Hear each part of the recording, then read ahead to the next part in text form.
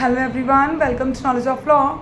Guys, आज की जो वीडियो है ये हम आपके साथ अपने एक सीनियर एडवोकेट्स मैम हैं जिनको हम आपके साथ इंट्रोड्यूस भी कराएंगे एंड आपको ये भी बताएंगे कि सीनियर जो एडवोकेट्स हैं जिनकी प्रैक्टिस को 20 इयर्स प्लस हो गए हैं, ठीक, तो उनसे आज उनके व्यू लेते हैं कि भाई जो हमारी सुप्रीम कोर्ट की तरफ से एक फ़ैसला आया है, बहुत बड़ा फ़ैसला, कि जो भी हमारे फ्रेश लॉ ग्रेजुएट्स बच्चे हैं, स्टूडेंट्स हैं जो एज ए जुडिशल एग्ज़ाम की प्रेपरेशन कर रहे हैं, तो भाई उनको जो मैंडेटरी कर दी गई है एडवोकेसी, क्या कितनी हद तक वो सही है।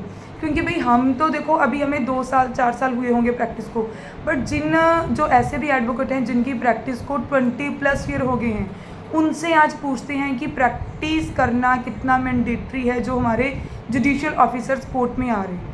तो गाइज़, आज हम आपको एक मैम से मिलाएंगे जो हमारे सीनियर भी रह चुके हैं, बहुत अच्छे हैं, तो हम आपको मैम से मिलवाते हैं। Hello ma'am. हेलो। तो मैम पहले आप अपनी इंट्रोडक्शन दीजिए। Myself advocate Parveen Bala कैन। I am practising in Jalandhar district courts and I am practising last 20 years plus. Okay, तो भाई आप हमें ये बताइए मैम कि जो हमारा अभी लेटेस्ट जजमेंट आई है जी सुप्रीम कोर्ट की, तो उसके ऊपर आपको क्या लगता है कि मैंडेटरी किया है उन्होंने 3 साल की प्रैक्टिस को, कितनी हद तक वो चीज़ वैलिड है और बेस्ट है? अगर आप मेरा व्यू लेंगे तो उसमें मैं ये कहूँगी कि प्रैक्टिस तो मैंडेटरी थी। Okay ma'am. जो स्किप हो गई थी उससे हमें कुछ नेगेटिव व्यूज़ मिले।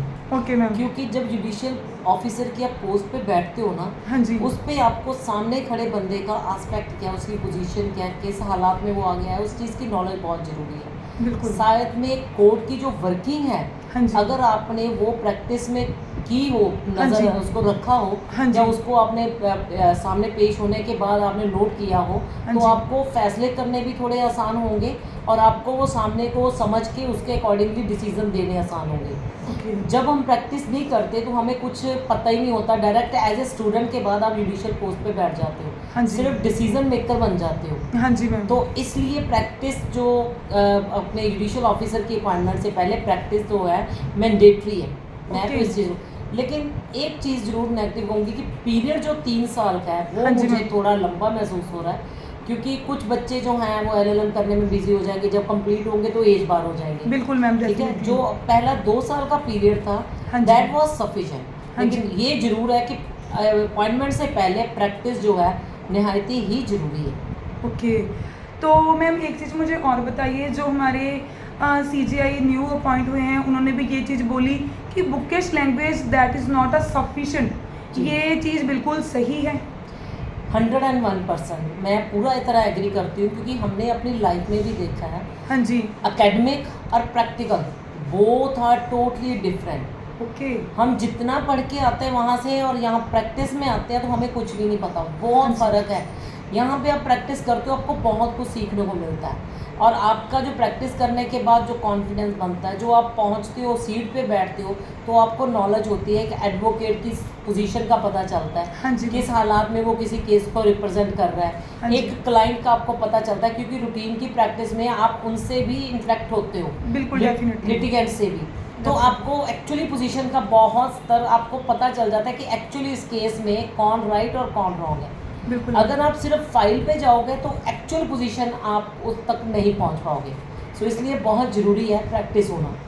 भाई जो स्टूडेंट्स बोल रहे थे कि वाई, जिन्होंने ऐसे एक क्वेश्चन बनाया था कि वाई भाई क्यों ज़रूरी है, हमें ऐसे ही घर पर बैठकर हम पढ़ सकते हैं, ठीक है पढ़ना भी बहुत ज़रूरी है, बट भाई अब एक तो हम बात कर रहे थे कि हम भी ठीक है, नहीं वो चीज़ मैंडेटरी है। सुप्रीम कोर्ट ने अगर कोई फैसला लिया है तो वे बहुत सोच समझ के लिया है और हमें लगता है बहुत अच्छी चीज़ है। तो अभी इस चीज़ को भी देख लीजिए, जैसा सीनियर मैम ने भी बताया कि कुछ ऐसे भी जजेस आते हैं जिन्हें ये भी नहीं पता होता कि सीनियर वकील साहब आए हैं उनके साथ कैसे बातचीत करनी है। जहाँ कुछ नए बच्चे जाते हैं, एज ए जो जंगर एडवोकेट्स होते हैं उन्हें भी नहीं पता चलता कि यंगेस्ट एडवोकेट को कैसे उनके साथ बात करनी है, जब उन्हें उनको कैसे आगे इनकरेज भी करना है उनके फील्ड में। तो इसके लिए मैं बोलूँगी कि भाई प्रैक्टिस मस्ट भी इम्पॉर्टेंट है। और जैसे मैम ने एक चीज़ बोली कि टाइम पीरियड थोड़ा सा ज़्यादा हो गया तो इसलिए थोड़ा लग रहा है, बट अभी जो डिसीज़न लिया है सुप्रीम कोर्ट ने, तो वो मुझे लगता है भाई कुछ ना कुछ उन्होंने सोच के लिया है, हम सबको लगता है इवन।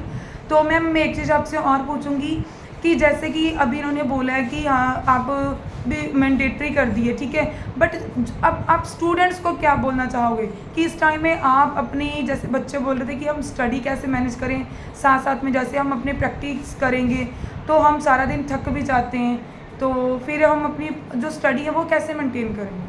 देखिए, जब हम बच्चे को स्कूल में भेजते हैं, कॉलेज में भेजते हैं, तो सबसे बड़ा इशू होता है और सबसे बड़ा मोटिवेशन होता है टाइम टेबल। Yes ma'am. अगर आप इस एज में भी किसी से पूछोगे कि मैनेज कैसे करें, तो मेरे ख्याल है ये हमारा अपना ही नेगेटिव पॉइंट है। इस उम्र तक पहुंचते हुए being a professional it is mandatory to set up a time table कि हमें किस टाइम पे कोड में प्रैक्टिस के लिए जाना है, वहाँ पे हमें हर चीज़ को वॉच करना है, कैसे हमने देखना है और कब आके हमें स्टडी करनी है। इस एज में अगर आप अपना टाइम टेबल सेट कर लोगे तो मुझे नहीं लगता कि आपको जो प्रैक्टिस पहाड़ नज़र आएगा। प्रैक्टिस बहुत ज़रूरी है।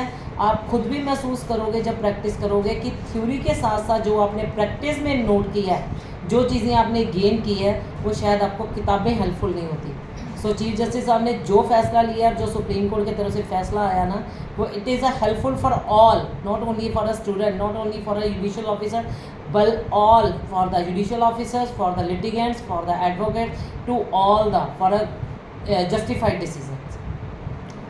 भाई मैं अपने सीनियर के साथ और चीफ जस्टिस ऑफ इंडिया के साथ भी बिल्कुल अप्रिशिएट करती हूँ कि उन्होंने ये देखो, अगर आप लोग क्या वो मतलब अभी घर पर बैठे हो, बहुत सारे स्टूडेंट ऐसे हैं जो घर पर बैठे प्रैक्टिस नहीं कर रहे, तो थोड़ा सा टफ लगेगा। जो स्टार्टिंग होती है भाई वो इजी नहीं होती, बट कुछ भी इम्पॉसिबल नहीं है। अगर आप इम्पॉसिबल को थोड़ा उल्टा कर कर देखोगे कि वो क्या होता है, आई एम अ पॉसिबल।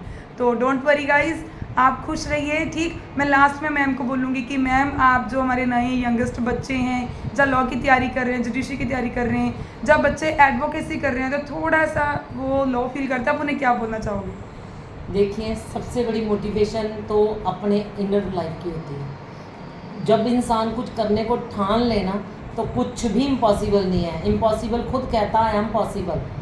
सो इसलिए प्रैक्टिस कीजिए, पढ़ाई कीजिए, अपने आप को तैयार कीजिए कि मैंने वो चीज़ को अचीव करना है। अगर आप अपने आप को एक बार सेट कर लोगे कि मैंने वो अचीव करना है, गोल अपना सामने रखोगे, तो मेरे हिसाब से तो है अर्जुन ने भी वो आँख वाला जो था वो पास कर लिया था। तो इसलिए हमारे लिए भी कोई जुडिशियल का कंपटीशन है, पास करना कुछ टफ नहीं है, अगर आप अपने आप को पहले से ही अंदर से मजबूत रखो तो। All the very best to all the candidates. Okay, thank you so much ma'am अपना वैल्यूएबल टाइम देने के लिए। भाई तो ये सब आपके लिए व्यूज़ थे कि मुझे आपको बताना था कि भाई आपको पता लग चले कि सीनियर भी क्या उनका पॉइंट ऑफ व्यू है। तो आपको अगर कोई डाउट है तो नीचे कमेंट में बताना। तो अगर आपका भी कुछ पॉइंट है तो आप नीचे हमें कमेंट में बता सकते हो, ठीक है गाइज। तो भाई खुश रहो, पढ़ते रहो, आगे बढ़ते रहो, कीप फॉलोइंग।